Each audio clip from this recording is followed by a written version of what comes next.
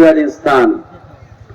মুফতি তুকোসমানি বলেন যে আফগানের মোল্লাদেরকে দেখলে মানুষ নাক শিক্ষা কি শিখতে পারে, হ্যাঁ একথা কেনা করে কিছুই মনে হয় না ওদের দেখলে। কিন্তু 20 বছর 19 থেকে 20 বছর আমেরিকা রাশিয়ার কমিউনিস্টের সাথে যুদ্ধ করে তারা পিছু পা হয় নাই, জীবন দিছে, রক্ত দিছে, আল্লাহ বিজয় তাদের দিছে। সুবহানাল্লাহ, জোরাজ করে কান্না সুবহানাল্লাহ। বিজয় দিছে না, বিজয় দিছে। তো তুকোসমানি বলেন এই আফগানি মোল্লাদের বিজয় আমেরিকার কাছে এরা তো কিছুই না, আমেরিকার এমন কোন অস্ত্র নাই তাদের কাছে নেই, কিন্তু মোল্লাদের কোন অস্ত্র নেই, কিন্তু আল্লাহ এই যে ঐতিহাসিক বিজয়, এই বিজয়টাকে বদরের বিজয়ের কথা স্মরণ করে দেয়। সুবহানাল্লাহ, জোরাজ করে দেয় বদরের কথা স্মরণ করে। তো আফগানে তদানীন্তন সময় যিনি প্রেসিডেন্ট ছিলেন নাম হলেন মোল্লা সুলতান মাহমুদ গজনবী রহমতুল্লাহ আলাইহি। নাম কি? সুলতান মাহমুদ গজনবী রহমতুল্লাহ আলাইহি তদানীন্তন সময়ে আফগানের প্রেসিডেন্ট। এলাকার মধ্যে চুরি হয়, ডাকাতি হয়, তো কোন বাহিনী দিয়ে তাদের সাহায্য করা যায় না, ধরায় যায় না। তো উনি চিন্তা করছেন এইভাবে হবে না, আমাকে নিজেই মাঠে নামতে হবে। সুবহানাল্লাহ, কেন এদেরকে অন্যভাবে সাহায্য করতে হবে। কিভাবে?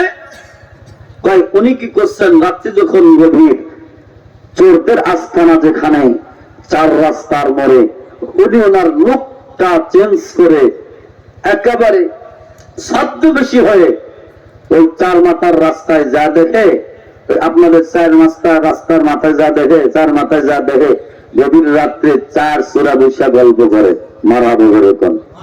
কয় চোরা? আর এরকম কয় চোরা? 4 চোরা। মজা আছে, দেখেন। তো এবার সুলতান মাহমুদ গাজনবীরে দেখা চিনতে তো পারে নাই। 4 চোরা ডাক দেখায়, তুমি কোত্থেকে আসলা, তুমি কে? সুলতান মাহমুদ কয়, আমিও তোমাদের মতোই, আমি তোমাদের মতোই মানুষ। ওরা মনে করেছে আমরা যেমন চোর, উনি হয়তো চোর। কথাটা ঠিক না? যার মনে যা ফাল দিয়ে ওঠে তা। সুলতান মাহমুদ কি করেছে যে আমি চোর? না, খা কিন্তু খাই নাই। কহা বন্ধু পাইছি, দল যত ভারী হবে চুরি করতে তত সুবিধা। কথাটা ঠিক না? ঠিক আছে, তুমি আজকের থেকে আমাদের দলের লোক। সুলতান মাহমুদ কয় ঠিক আছে, যাও, দলের লোক হয়ে গেলাম। এবার 4 চোরা ডাক দেখায়, আমাদের সাথে যে চুরি করবা, তোমার কি কোন অভিজ্ঞতা আসেনি? এই চুরি করার জন্য অভিজ্ঞতা দরকার আছে না নাই? যারা চুরি করে ধরা খায় এরা হলো অভিজ্ঞতা ছাড়া ছাত্রা চোর। কতক্ষণ ঠিক যাবে? ঠিক। এদেশে যত বড় চোর তত বড় শিক্ষিত। কতক্ষণ ঠিক কিনা?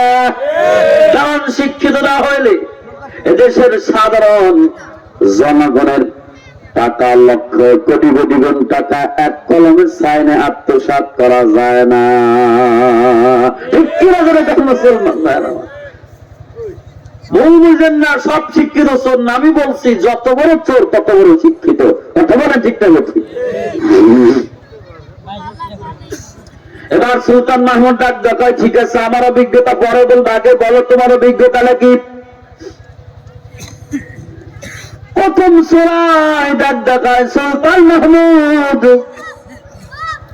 আমার অভিজ্ঞতা হলো, ভালো করে বুঝেন, দেখেন চোরের কি অভিজ্ঞতা। প্রথম সূরায় ডাক দেখা আমার অভিজ্ঞতাটা হলো, বাড়িতে চুরি করতে গেলে বাড়ির সামনে কুকুর আছে না নাই? আর একটু জবান খুলে কন, আছে না নাই? মাইকের আওয়াজ কমে গেছে দেখি, আপনাদের আওয়াজ কমে গেছে নাকি? যেরকম আছে না নাই? আছে। কয় কুকুর যে ঘু ঘু করে, কুকুরের ভাষা আমি বুঝি এবং আমার একটা আফ্রো দিয়ে দিই, জন্মের মতো কুকুরের জবানটা বন্ধ হয়ে যায়। মারহাবা কয় না রে? চুরি করার জন্য বলেন এই গুণটা বড় গুণ না ছোট গুণ? আর একটু জোরে বলেন, বড় গুণ না ছোট গুণ? অনেক বড় গুণ। 2 নম্বর সূরায় ডাক দেখায় সুলতান মাহমুদ, শোনেন আমার অভিজ্ঞতাটা হলো, যত রাত হোক না কেন, গভীর রাত, এরপরে অন্ধকারের মধ্যে আমি যদি একবার কারোর দিকে তাকাই, কারোর দিকে এক নজর দেখি, ওর যদি 10 বছর পরে আমার সামনে দাঁড়ায়, এরপরে আমি তারে চিনতে পারি।